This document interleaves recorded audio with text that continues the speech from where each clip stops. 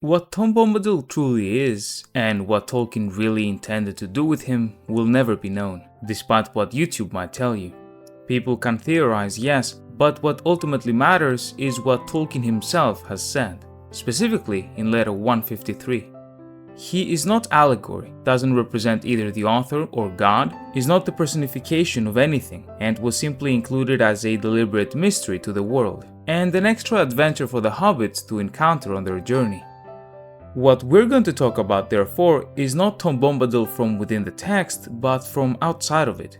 The real-life inspiration for the character from Tolkien's real life, as well as his history throughout the writing of Middle-earth and beyond.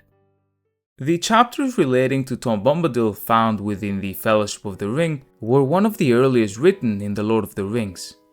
If, while reading, they've ever felt a bit out of place, this is because Tolkien had largely written their foundation before our hobbits had even been named, and their relation to Bilbo finalized, as showcased in the earliest drafts of the book.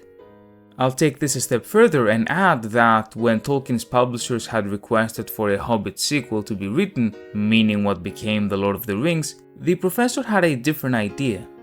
In letter 19, written in 1937, Tolkien comments that he can't think of any more stories about hobbits, and asks if perhaps they might be interested in a story about his other character, Tom Bombadil, instead.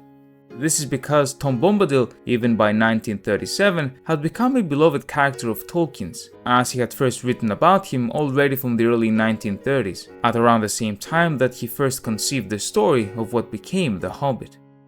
J.R.R.'s second son, Michael, who was around 10 at the time, owned a famous for the Tolkien household toy that featured a very familiar feathered hat, blue jacket, and vibrant yellow boots. This toy was a Dutch doll which had become quite popular in England at the time, with a notable example being Queen Victoria's famous collection. One day, Tolkien's eldest son, John, who was in his early teens at the time and who didn't like the doll very much, took some drastic measures against the toy. He decided to stuff the doll down the toilet, and though future Tom was very close to meeting his doom, he was fortunately rescued. In celebration of the doll's survival, Tolkien wrote a poem, presumably at approximately the same time as The Hobbit, titled The Adventures of Tom Bombadil, which was ultimately published in 1934 in the Oxford Magazine, to good reception. In this first ever public appearance of Tom, we see our protagonist meet Goldberry of the River, with the story likely being inspired by the doll's own little adventure. Within the poem, we also see, for the first time ever, familiar figures such as Old Man Willow and the Barrow-wights, which served as an antagonistic force within the story. The poem concludes with their defeat and the union between Bombadil and Goldberry, the River Woman's daughter. Following the release and popularity of The Lord of the Rings, in which Bombadil, as we mentioned, was included, Tolkien decided to write more poems as well as rewrite older ones in order to retroactively fit the adventures of Tom Bombadil in Middle-earth. This is because, previously, the poems were not supposed to have taken place within the world, under similar circumstances as The Hobbit. In case you didn't know, The Hobbit 2 was actually not meant to be part of Middle-earth at all, or his wider Legendarium, as that used to only refer to the Silmarillion, which was his true passion project.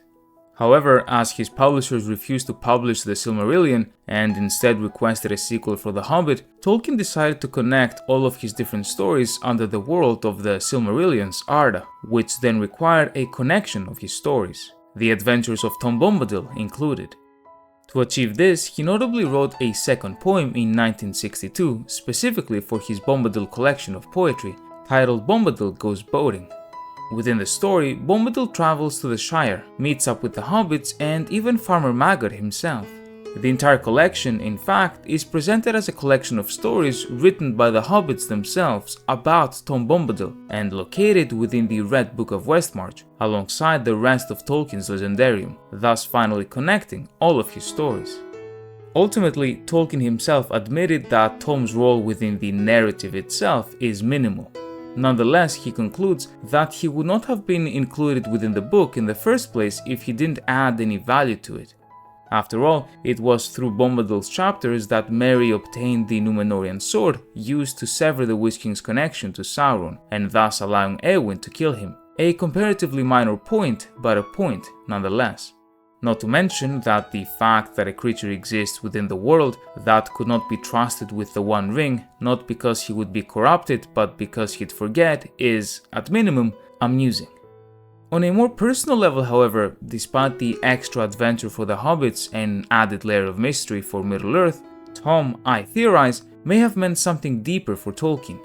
After all, Bombadil was his very first real idea when it came to the Lord of the Rings, before it ever became the Lord of the Rings in the first place, and it was originally nothing more than a toy, owned by his little boy, that had gone through some very harrowing experiences, ultimately coming out on top, something that may have touched something in Tolkien's heart, and humor, who, like he did with most things, decided to celebrate through his literary talents, and, unbeknownst to him, create one of Middle-earth's greatest mysteries and most intriguing characters.